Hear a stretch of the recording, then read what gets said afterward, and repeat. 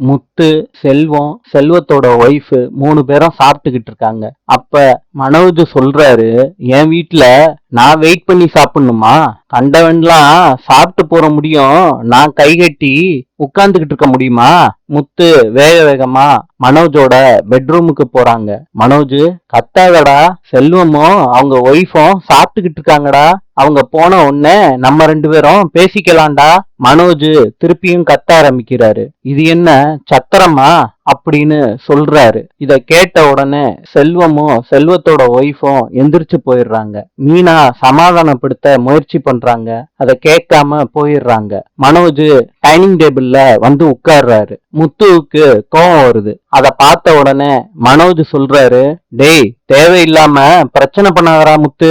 முத்து கோவத்துல சாப்பாட்டு பிளேட்ல இருந்து எடுத்து மனோஜோட வாயில அமுக்குறாங்க.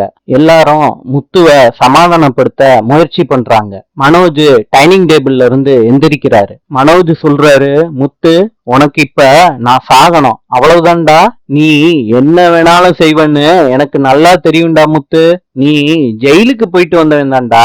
இத கேட்ட உடனே முத்து கடுப்பாயி உட்கார்ந்துடுறாங்க. மீனா கேக்குறாங்க முத்து கிட்ட, மனோஜ் நீங்க ஜெயிலுக்கு போயிட்டு வந்தவங்கன்னு சொல்றாங்களே, அவரு எதுக்கு சொன்னாருன்னு எனக்கு சத்தியமா புரியல முத்து.